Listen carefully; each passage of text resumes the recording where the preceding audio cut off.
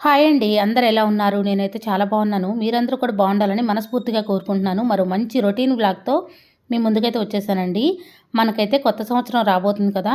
కొత్త సంవత్సరం రోజున స్వామికి, అమ్మవారికి పూజ చేసుకుంటే చాలా మంచిది. మనం కొత్త సంవత్సరం రోజున మంచి పనులు చేశామనుకోండి, మనకు సంవత్సరం అంతా కూడా మంచే జరుగుతుంది. కొత్త సంవత్సరం రోజున మనం ఎంత హ్యాపీగా ఉంటామో, అలానే సంవత్సరం అంతా కూడా అంతే హ్యాపీగా ఉంటామని మనమైతే నమ్ముతాం కదండీ! మనం సంవత్సరం అంతా కూడా సుఖ సంతోషాలతో ఆయురారోగ్యాలతో ఉండాలని కొత్త సంవత్సరం రోజున దేవాలయానికి వెళ్ళి స్వామివారి దర్శనం, అమ్మవారి దర్శనం తప్పకుండా చేసుకోండి. ఈ వీడియోలో నేను మిల్ మేకర్ కర్రీ నేను ఏ విధంగా ప్రిపేర్ చేస్తానో షేర్ చేస్తానండి. అలానే నా డైలీ రొటీన్ కూడా షేర్ చేసుకుంటాను. ముందైతే కొన్ని మిల్ మేకర్లు తీసుకున్నానండి.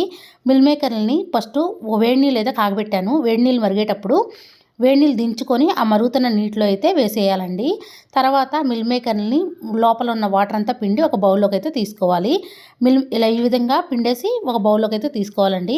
మిల్ మేకర్లు రబ్బర్ లాగా సాగుతాయి కదా, మరీ ఎక్కువగా అయితే తినలేమండి. వాటర్ మొత్తం బయటకు వచ్చేలాగా పిండేసి వేయాలి. మిల్ మేకర్లు పిండేసిన వాటర్ చూడండి ఎలా ఉందో.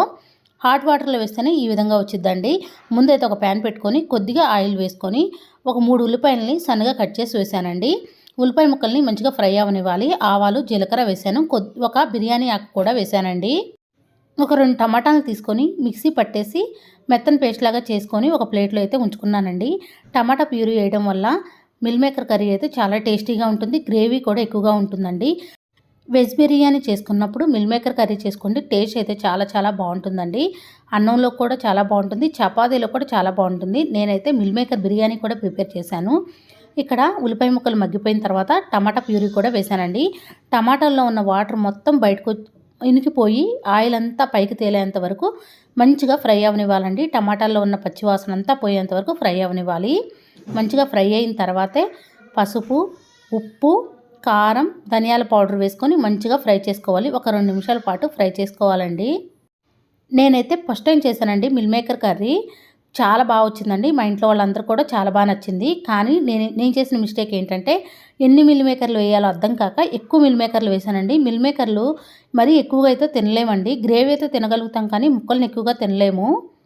చూసారా, ఇదంతా మంచిగా ఫ్రై అయిపోయింది. తర్వాత తగినన్ని వాటర్ అయితే పోసుకోవాలండి. వాటర్ మరుగుతున్నప్పుడు మనం బౌల్లోకి తీసుకున్నాం కదా వేడి నీళ్ళలో వేసిన మిల్ మేకర్లు, ఆ మిల్ మేకర్లు వేసి సిమ్లో పెట్టి మంచిగా ఉడకనివ్వాలండి. గ్రేవీ దగ్గర పడేంత వరకు సిమ్లోనే ఉంచి ఉడకనివ్వాలి. మిల్ మేకర్ కర్రీ అయితే చాలా చాలా టేస్టీగా ఉందండి. లాస్ట్లో అయితే కొంచెం గరం మసాలా వేసుకోండి, చాలా టేస్టీగా ఉంటుంది. మీ దగ్గర చికెన్ మసాలా ఉంటే వేసుకోండి, ఇంకా ఇంకా బాగుంటుందండి. కొత్తిమీర వేసుకోవచ్చు, కరివేపాకు వేసుకోవచ్చు, కసూరి మేతి ఉంటుంది కదా, కసూరి మేతి కూడా వేసి ఈ గ్రేవీ దగ్గర పడిన తర్వాత దించేసుకోండి. మరీ దగ్గర కాదండి, కొంచెం లిక్విడ్ లాగా ఉన్నప్పుడు దించేసుకోండి. చపాతీలోకి అయితే చాలా చాలా బాగుంటుంది. మిల్ మేకర్ బిర్యానీ నేను ఏ విధంగా ప్రిపేర్ చేశానంటే ముందైతే ఒక గిన్నె అయితే పెట్టుకొని కొద్దిగా ఆయిల్ అయితే వేసానండి. నెయ్యి కూడా వేసుకోవచ్చు. ఆయిల్ వీటెక్కిన తర్వాత మసాలా దినుసులు అన్నీ వేసి ఒక బంగాళదుంపని పీల్ తీసుకొని చిన్న చిన్న ముక్కలుగా కట్ చేసుకున్నాను. తర్వాత వేడి నీటిలో ఉంచిన మిల్ మేకర్ ముక్కలు అయితే వేసానండి. ఆ తర్వాత అయితే పచ్చిమిరపకాయలు, ఉల్లిపాయ ముక్కలు అయితే వేసాను. ఇవన్నీ మంచిగా మగ్గిపోయిన తర్వాత పసుపు, ఉప్పు వేసాను. కారం కూడా వేసానండి. కొద్దిగా ధనియాల పౌడర్ కూడా వేసాను.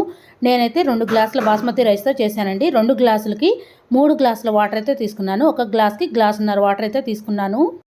బాస్మతి రైస్ని ఒక అరగంట ముందైతే నానబెట్టుకొని కడిగేసి నానబెట్టి ఉంచుకున్నానండి. తర్వాత వడేసుకున్నాను. ఇందాక ఇడ్లీ పాత్రలో పెట్టాను కదా, ఆ గిన్నె ఎక్కువైపోయింది అని మరి పెద్దగా అనిపిస్తుందని ఈ పాత్రలోకి అయితే మార్చానండి. ఎసరు మరిగేటప్పుడు తగినంత సాల్ట్ వేసి ఎసరులో బియ్యం అయితే వేసి సిమ్లో హైలో ఉంచి 10 నిమిషాల పాటు ఉడకనిచ్చిన తర్వాత అన్నం ఉడుకుతున్నప్పుడు ఇంకా దగ్గరకు వస్తుందిలే అనుకున్నప్పుడు సిమ్లో ఉంచేసి ఒక 10 నిమిషాల పాటు అన్నం మొత్తం ఎసరు మొత్తం ఇనికిపోయేంత వరకు ఉడకనివ్వాలి. అంతే అండి, బిర్యానీ రైస్ అయితే రెడీ అయిపోతుంది. నేనైతే ఆదివారం రోజున మిల్ మేకర్ బిర్యానీ అయితే ప్రిపేర్ చేశాను. అలానే మిల్ మేకర్ కర్రీ కూడా ప్రిపేర్ చేశానండి.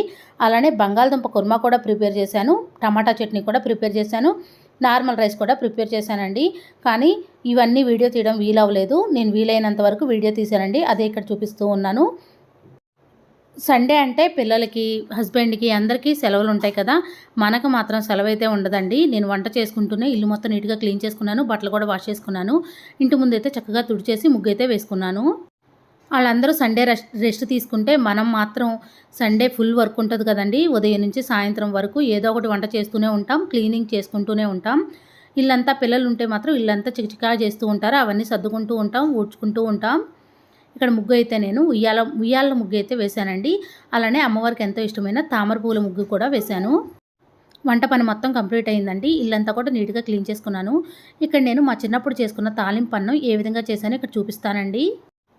తాలింపు అన్నం వేడివేడి అన్నంతో కూడా చేసుకోవచ్చు. నైట్ మిగిలిన అన్నంతో కూడా చేసుకోవచ్చండి. నేనైతే నైట్ మిగిలిన అన్నంతో అయితే ప్రిపేర్ చేస్తూ ఉన్నాను. మా చిన్నప్పుడైతే అన్నం మిగిలిందనుకోండి అసలు పడేసేవాళ్ళు కాదు. తాలింపు పెట్టుకొని ఈ విధంగా బ్రేక్‌ఫాస్ట్‌లో అందరం కలిసి తినేవాళ్ళం. భలే టేస్టీగా ఉండేదండి. నేను చేయక చాలా రోజులైపోయింది. నిన్న రాత్రి అయితే అన్నం మిగిలిందండి. ఉదయం అయితే ఈ విధంగా బ్రేక్‌ఫాస్ట్‌లోకి తాలింపు అన్నం చేశాను. నైట్ మిగిలిన అన్నం పిల్లలకైతే అసలు పెట్టనండి. పెద్దవాళ్ళు మాత్రమే తింటాము. అది కూడా తక్కువగానే మిగులుతుందండి ఎప్పుడు కూడా. పిల్లలకైతే అరగదని నేనైతే పెట్టనండి. మా చిన్నప్పుడైతే మేము తినేవాళ్ళం. మా అమ్మ అయితే చింతపండుతో చేసేదండి. భలే టేస్టీగా ఉండేది. హాయ్ అండి, గుడ్ మార్నింగ్. ఈరోజు బ్రేక్‌ఫాస్ట్‌లోకి అయితే తాలింపు అన్నం చేశానండి. మా చిన్నప్పుడైతే మా అమ్మ చేసేది. చాలా టేస్టీగా ఉండేదండి. ఈరోజు నేనైతే లెమన్‌తో చేశాను. మా అమ్మ అయితే చింతపండుతో చేసేది. చాలా చాలా బాగుండేది. తాలింపు అన్నంలో ఉల్లిపాయ ముక్కలు భలే టేస్ట్గా ఉంటాయండి. పచ్చిమిరపకాయ ముక్కలు కూడా నంచుకొని తింటుంటే టేస్ట్ అయితే చాలా బాగుంటుంది. మీలో ఎంతమందికి తాలింపు అన్నం అంటే ఇష్టమో కామెంట్ చేయండి. నైట్ అన్నం మిగిలితే అన్నం పడేయకుండా ఈ విధంగా ట్రై చేయండి, చాలా బాగుంటుంది. ఇదైతే తెల్లారిన తర్వాత అండి, ఆదివారం రోజున చేశాను. అది సోమవారం రోజునైతే నేను బ్రేక్‌ఫాస్ట్‌లోకి అయితే దోశలు వేశానండి. ఇక్కడ బియ్యంలో కొన్ని పురుగులు ఉన్నాయండి, జాగ్రత్తగా చూసి అయితే కడుగుతూ ఉన్నాను. నిన్న నైటే అంట్లన్నీ క్లీన్ చేసి పెట్టుకున్నానండి. తోటకూర అయితే కట్ చేసి పక్కన పెట్టుకున్నాను. తోటకూరని వాటర్లో వేశానండి. తోటకూర కట్ చేయడం అనేది ఒక పెద్ద పనే అండి. తోటకూరలో పురుగులు ఉంటాయి, గడ్డి ముక్కలు ఉంటాయి. ఒక గంట పైనే పట్టిద్దండి, కానీ హెల్త్‌కి మాత్రం చాలా మంచిది. వంట పనులన్నీ కంప్లీట్ అయిపోయాయండి. భోజనం కూడా చేశాను. మధ్యాహ్నం అయితే మినపగుండ్లు అయితే నానబెట్టానండి. ఇదైతే సాయంత్రం మినపగుండ్లు శుభ్రంగా కడిగాను. 3 సార్లు అయితే కడిగేసుకొని గ్రైండ్ అయితే చేసుకున్నానండి. ఇంతకు ముందు అయితే నేను గ్రైండర్లో పట్టేదానండి. ఈరోజు కొన్ని పని ఎక్కువగా ఉండటం వల్ల మిక్సీలో అయితే పడదామని నానబెట్టేశానండి. మిక్సీలో పట్టేటట్టయితే 1 గ్లాసు మినపగుండ్లకి గ్లాసున్నర రవ్వ వేస్తానండి. అదే గ్రైండర్లో అనుకోండి 2 గ్లాసులన్నర వేస్తాను. అలా వేసినా కానీ ఇడ్లీ చాలా టేస్టీగా ఉంటాయి. నేనైతే రవ్వ తక్కువగానే వేస్తూ ఉంటాను. టీ అయితే తాగేసాము. అంట్లు ఉన్నాయండి, అంట్లన్నీ ఇంకా క్లీన్ చేయాలి. నేను ఇడ్లీ పిండి ఏ విధంగా చేస్తానంటే, ముందైతే మినపగుండ్లని మిక్సీ అయితే పట్టేశానండి.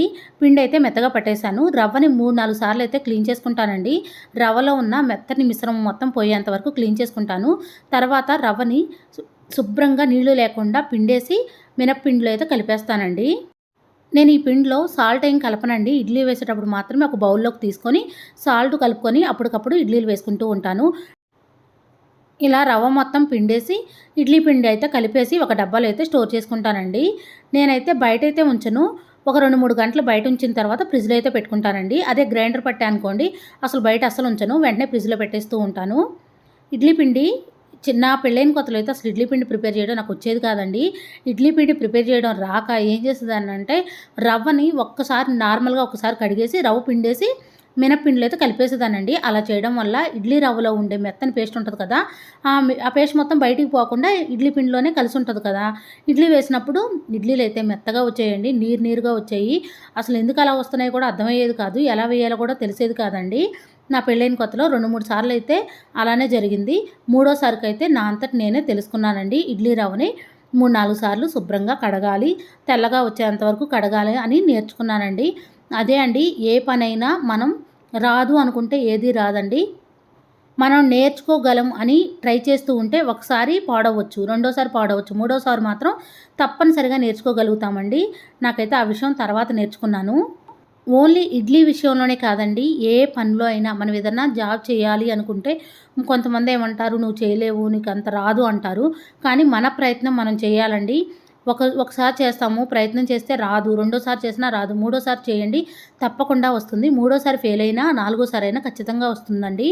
మనం ధైర్యం కోల్పోకుండా మనం ఏం చేయాలనుకున్నామో అది చేయగలిగితే మనం అనుకున్నది సాధించగలుగుతామండి. సోమవారం సాయంత్రం అయితే ఇడ్లీ పిండి పట్టానండి. ఇదైతే మంగళవారం తీసిన వ్లాగు. నాకు కొంచెం హెల్త్ బాగోక వీడియోస్ సరిగా తీయలేదండి. అందుకే 3 రోజులు కలిపి ఒకే వీడియోలో పెడుతూ ఉన్నాను. మంగళవారం రోజు ఉదయం అయితే ఇడ్లీ అయితే వేశానండి. ఇడ్లీలోకి ఎండుమిరపకాయలతో చేసిన పల్లి చట్నీ అయితే చాలా టేస్టీగా ఉంటుందండి. ముందైతే ఒక ప్యాన్ పెట్టుకొని కొద్దిగా ఆయిల్ వేసుకొని 20-30 ఎండుమిరపకాయలు వేసుకొని ఒక బౌల్తో చిన్న బౌల్ తీసుకొని పల్లీలు వేసుకొని ఫ్రై చేసుకోవాలండి. చింతపండు వేసి మిక్సీ పట్టుకొని రెడీ చేసుకున్నారనుకోండి టేస్ట్ బాగుంటుంది. ఎండుమిరపకాయలు తక్కువగా వేశారనుకోండి ఎండుమిరపకాయలతో చేసిన పల్లి చట్నీ అస్సలు బాగోదు. గట్టిగా చేసుకుంటే అన్నంలోకి బాగుంటుంది, కొంచెం లూజ్గా చేసుకుంటే ఇడ్లీలో కూడా బాగుంటుంది. ఇక్కడ నేనైతే బెండకాయ పులుసు అయితే ప్రిపేర్ చేస్తూ ఉన్నానండి. ఈ విధంగా ఒకసారి ట్రై చేయండి, చాలా చాలా బాగుంటుంది. ముందుగా ఒక ప్యాన్ పెట్టుకొని కొద్దిగా ఆయిల్ వేసుకొని బెండకాయ ముక్కలను అయితే వేసానండి. బెండకాయ ముక్కల్ని మంచిగా ఫ్రై చేసుకోవాలి. ఆవాలు, జీలకర్ర, కరివేపాకు వేసుకోవాలి. తర్వాత బెండకాయ ముక్కలు మగ్గిపోయిన తర్వాత 2 ఉల్లిపాయ ముక్కల్ని సన్నగా కట్ చేసి వేసానండి. ఉల్లిపాయ ముక్కలు మగ్గడానికి పసుపు, ఉప్పు వేసి మంచిగా ఫ్రై చేసుకొనివ్వాలండి. బెండకాయ ముక్కలు, ఉల్లిపాయ ముక్కలు మంచిగా మగ్గిపోయిన తర్వాతే ధనియాల పౌడరు, కారం వేయాలి. ఈరోజు ఉదయమే పూజ అయితే చేశానండి. దీపారాధన వెలుగుతుంది, అదే చూపిస్తూ ఉన్నాను. ఇక్కడ వంట చేసుకుంటూ అంట్లన్నీ నీట్గా క్లీన్ చేసుకున్నానండి. అన్నం అయితే ఉడుకుతూ ఉంది. బెండకాయ ముక్కలు, ఉల్లిపాయ ముక్కలు మంచిగా మగ్గిపోయిన తర్వాత పసుపు, ఉప్పు, కారం వేశాను. ఈ కారం కూడా ఒక 2 నిమిషాల పాటు ఫ్రై అయిన తర్వాత చింతపండు పులుసు పోసుకోవడమే అండి. ఎక్కువ అవసరం లేదు. ఒక గ్లాసున్నర వాటర్ పోస్తే చాలండి. ఒక 10 నిమిషాల పాటు హైలో ఉంచి తర్వాత సిమ్లో ఉంచి దగ్గరకు రానిస్తే చాలండి. మీ దగ్గర గరం మసాలా ఉంటే వేసుకోండి, టేస్ట్ అయితే చాలా బాగుంటుంది. నేనైతే కొద్దిగా ఎండు కొబ్బరి పొడిని కూడా వేశాను. అదే అండి, ఎండు కొబ్బరి తురుము కానీ లేకపోతే ఎండు కొబ్బరి, వెల్లుల్లిపాయలు, కారం కలిపి దంచి వేసిన టేస్ట్ బాగుంటుంది. ఇక్కడ నేను ధనియాల పౌడరు, కొంచెం గరం మసాలా, అలానే కొబ్బరి తురుము వేశాను. మంచిగా ఫ్రై అవనివ్వాలండి. మరీ దగ్గరకు వచ్చేలా కాకుండా కొద్దిగా లిక్విడ్ లాగా ఉన్నప్పుడు స్టవ్ ఆపేసుకోవాలి. ఈ బెండకాయ పులుసు అయితే చాలా టేస్టీగా ఉంటుందండి. మరీ పులుసులాగా కాకుండా కొంచెం గ్రేవీలాగా ఉంచుకోండి. చపాతీలోకి బాగుంటుంది, అన్నంలోకి బాగుంటుంది, కినోవా రైస్లో కూడా చాలా బాగుంటుంది. నేనైతే ఇది మా వారి కోసం చేశాను. అలానే బంగాళదుంప ఫ్రై కూడా ప్రిపేర్ చేశానండి. మనకిప్పుడు ధనుర్మాసం కదండి. ధనుర్మాసంలో స్వామి అమ్మవార్లు ఇద్దరు కూడా పూజ చేసుకుంటే చాలా మంచిదండి. ధనుర్మాసంలో స్వామి అమ్మవార్ల పూజను ఏ విధంగా చేయాలో మన ఛానల్లో వీడియోస్ ఉన్నాయండి. ఒకసారి ఇంట్రెస్ట్ ఉంటే చెక్ చేయండి. నార్మల్గా దీపారాధన చేసుకున్నా చాలా మంచిదండి. అలానే మనకి సంక్రాంతి నెల పట్టు అనేది ప్రారంభమైపోయింది కదండి. ధనుర్మాసం నెల రోజులు కూడా గీతల ముగ్గులు వేసుకోవాలి ఇంటి ముందైతే. ఈ విధంగా బెండకాయ కర్రీ అయితే ప్రిపేర్ అయిపోయిందండి. మనం గమనించినట్టయితే విలేజ్లో అని కాదు, సిటీల్లో కూడా మన ఇంటి ముందుకైతే హరిదాసులు, అలానే బసవన్నలు, గోమాతలు తీసుకొని వస్తూ ఉంటారు కదండి. హరిదాసులు వస్తే మాత్రం వాళ్ళని ఉట్టి చేతులతో అస్సలు పంపించొద్దండి. మీ ఇంటి ముందు ముగ్గు ఉంటేనే హరిదాసులు మీ ఇంటి ముందు ఆగుతారు. ఆ ముగ్గు చుట్టూ ఒకసారి ప్రదక్షిణ చేసి మనని ఎంతో ఆశీర్వదిస్తారండి. వాళ్ళకి 3 గుప్పిళ్ళ బియ్యాన్ని దానం చేయండి, చాలా మంచిది. హరిదాసులు అంటే సాక్షాత్తు విష్ణుమూర్తే మన ఇంటికి వచ్చినట్టండి. హరిదాసుల్ని మాత్రం ఉట్టి చేతులతో ఎట్టి పరిస్థితుల్లోనే పంపించకూడదు. ఎంతో కొంత డబ్బు కానీ బియ్యం కానీ ఇవ్వాలి. హరిదాసులకు ఏమి దానం చేస్తే మంచిదో మన ఛానల్లో వీడియో పెట్టానండి. ఇంట్రెస్ట్ ఉంటే ఒకసారి చెక్ చేయండి. మనమైతే కొత్త సంవత్సరంలోకి అడుగు పెడుతున్నాం కదండి. కొత్త సంవత్సరం రోజున స్వామికి, అమ్మవారికి పూజ చేసుకొని సంవత్సరం అంతా కూడా మనం హ్యాపీగా ఉండాలని ఆ అమ్మవారికి, అయ్యవారికి అయితే తప్పకుండా పూజ చేసుకోవాలండి. పూజా విధానం కూడా మన ఛానల్లో వీడియో షేర్ చేశాను. ఒకసారి ఇంట్రెస్ట్ ఉంటే చెక్ చేయండి. నా ఈ వీడియో మీకు నచ్చిందని అనుకుంటున్నాను. ఎంతో కొంత యూజ్ అయిందని అనుకుంటున్నాను. నా వీడియో నచ్చితే ప్లీజ్ లైక్ చేయండి, షేర్ చేయండి, కామెంట్ చేయండి ఫ్రెండ్స్. కొత్తవారు ఎవరైనా మన ఛానల్ చూస్తున్నట్టయితే సబ్స్క్రైబ్ చేసుకోండి. Thank you for watching. Bye అండి.